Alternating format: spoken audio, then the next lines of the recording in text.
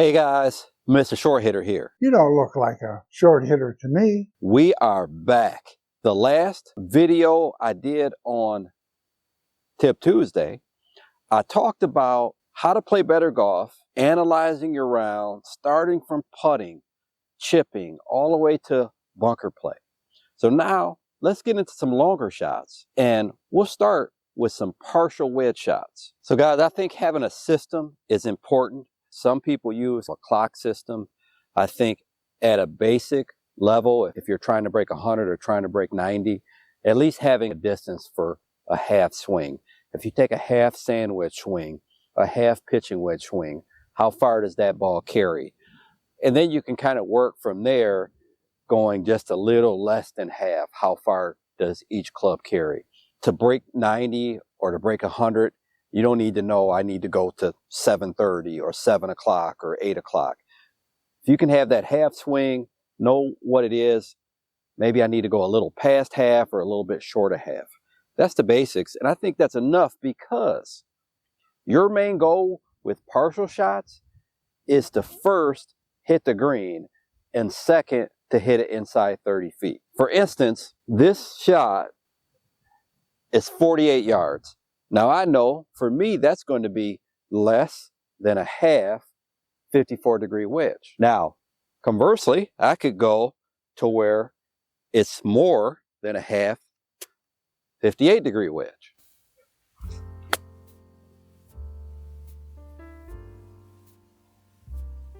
Okay, we know that our number is a carry number, and from that we're going to have to work how firm the greens are, how much is the ball going to release. But that shot is inside 30 feet, and that's going to be the first goal and the main goal with partial wedge shots.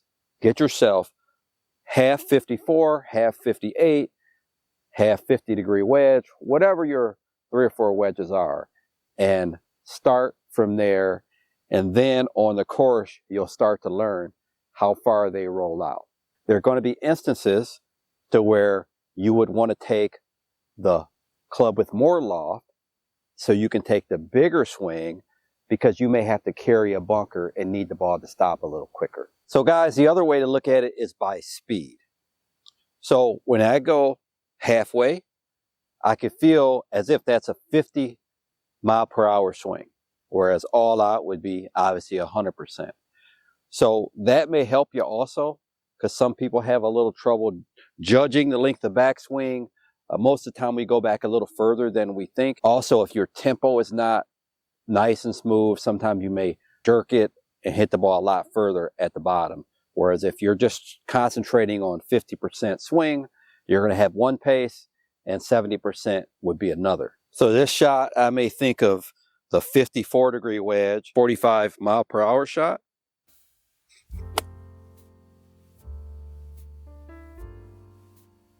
Landed just past pin high again. Whereas if I have the 58-degree wedge, I may think of this more as a 70% shot. So I have more loft and I need more speed.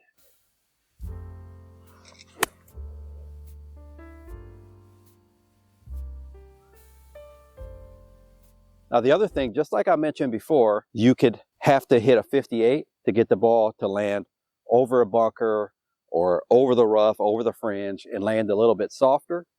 Maybe you want to hit a 50-degree when you have a lot more room and you're trying to get to a back pin and you want the ball to roll out more. Most golfers are going to miss more greens than they're going to hit. On an older traditional course, a lot of times you don't have as much trouble in front of the green, and it's better to miss in front because a lot of the greens are also sloped back to front.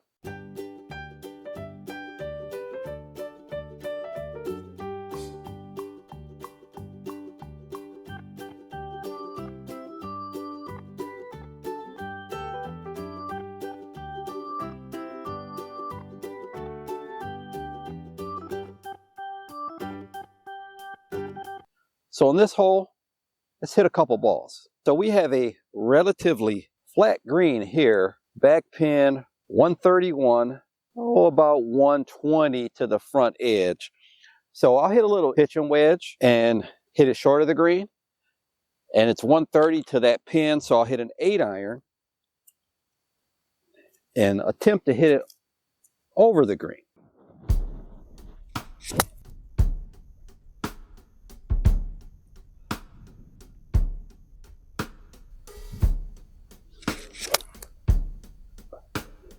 Pretty solid, drawing a little left. And it is definitely over the green. So here's our pitching wedge, just a little short of the green, an easy little uphill putt to that back pin. Now, because I had just a pitching wedge at 8-iron, it was a lot easier to keep it on line. But let's say instead of landing in the fairway, we landed over here in the rough short of the green, which more easily do with a longer club, like a hybrid in our bag. We may have a lot wider dispersion, could end up over here in the rough or over there in the rough, and where we have to hit a little pitch shot. I'd probably hit a pitching wedge here, but got a 54 degree. Still a relatively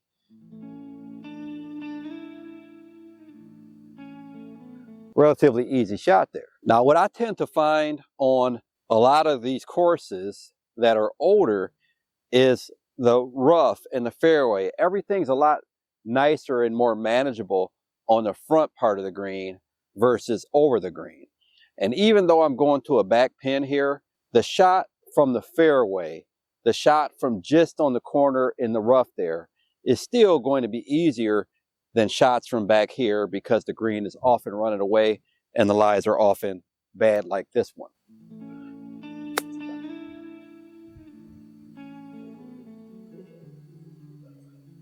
.126. So when you play more modern courses, you'll find more forced carries. Oh yeah, that you have to make, to where then it is more important to take the extra club. So in this instance, I switch from a 9 to an 8.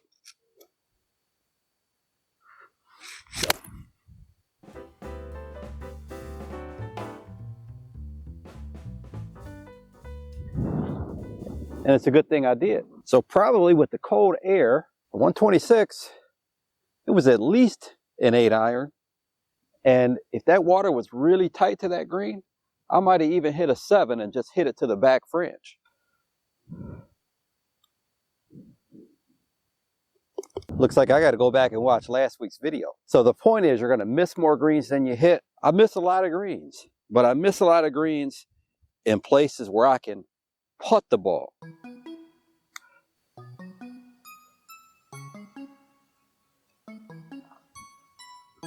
And if I can't putt it, I'll leave it somewhere where I can either putt with my hybrid or leave myself a chip with plenty of green to work with.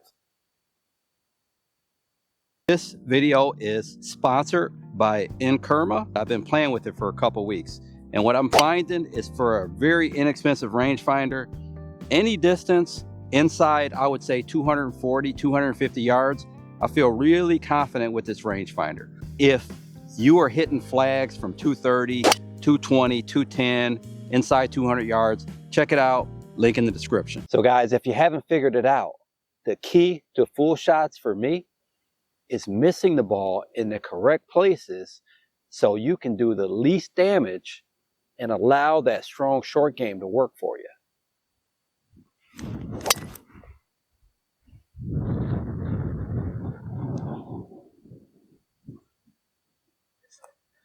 Now let's talk about driving. Over a year ago, I did a video and I talked about the traffic light system. Traffic light system to guide your decision. What's the right shot to take? Our part, a little wisdom. On a hole like this, I am hitting driver all day long. I'm standing pretty much in the middle of the fairway, and if I shoot the big tree to my right, it's 30 yards. These trees on the left are very, very small. The big tree on the left is 30 yards. So it's about 60 yards of landing area here between trees. I would hit driver all day long on a hole like this because there's no reason not to. 96 yards. Cold air, 50 degree. Pin tucked, little right. We'll stay away from that.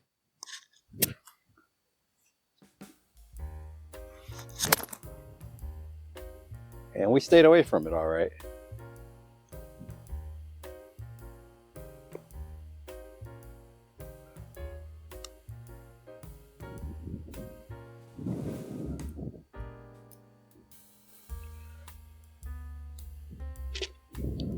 Now the second type of hole would be a hole like this. We have a hazard on one side and not the other. So now I'm going to play away from the hazard, and it all depends on my dispersion. So you have to figure yours out. If you drive the ball 220 yards and your dispersion is over 65 yards wide, then you need to work on your driving accuracy. In the short term, you may be able to just aim a little further left. So I will aim at the bridge because I know that gives me at least 30 yards right. So my dispersion, 60 yards. Either way, I'm safe. If I go left, I may be in the trees, but I'll probably still have a shot there.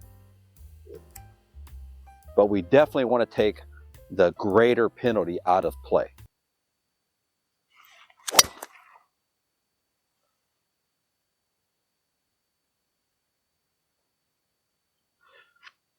Okay, so in this instance, I pushed it a little bit, but if I would have pulled it or hooked it, I still would have been okay. Would have been in the trees, maybe punch out, maybe make a par, maybe make a bogey. But the first thing, stay out of that hazard, stay out of that creek. We are at 126, I'm going 8-iron here. This may not even be enough, but we can't hit it left, and over the green would be bad.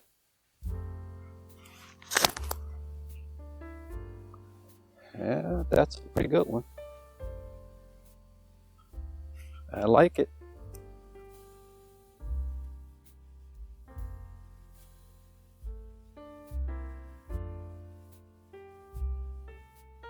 I want you to play a little game of pretend with me. The trees on the right, from the center of the fairway, we have 26 yards. That is a hazard. The trees on the left, 20 yards. So we're talking about a 46-yard wide landing area. Let's pretend the trees on the left are also a hazard. So we have 46 yards to land the golf ball in. Many times you hit driver, and if it's got a little fade or a little hook on it, that ball could hit and roll out. So that landing area is significantly smaller if the ground is firm. So I will never hit driver in a 46-yard wide landing area. So what you need is a club that you can count on to hit in an area that tight, even if that means you're playing a par 4 as a par 5. So for me, if I need to hit it inside a 46-yard wide landing area, I'm going to hit a high wood. May hit a 4 hybrid if I'm struggling a little bit with my swing.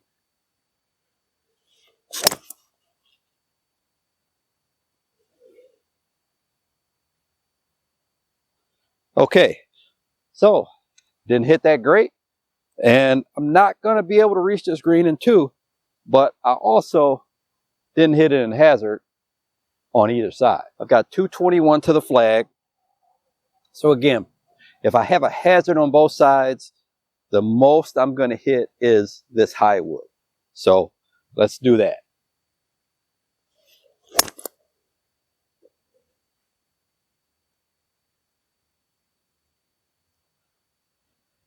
So I hit it a little right, but not far enough right to where I would have had to worry about a hazard. So let's get up there. Okay, so we have 51 degrees. 51 degrees. I wish it was 51 degrees. We have 51 yards. I'm going to take a 54-degree wedge and hit kind of a little less than half shot.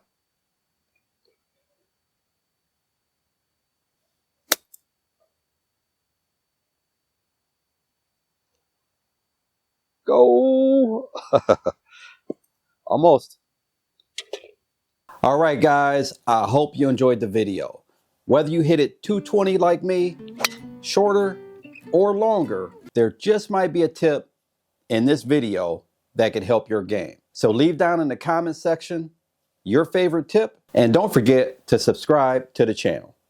Until next time, Mr. Short Hitter, out. It's the traffic light system to guide your decision. What's the right shot to take? Our part, a little wisdom. Green means go and red means stop. You don't want to hit it out of bounds and have to take a drop. Yellow, slow down. Think, be cautious. One shot in the water and you may be nauseous. The strategy might take you from beginner to a winner. Take it from your new friend, Mr. Short Hitter.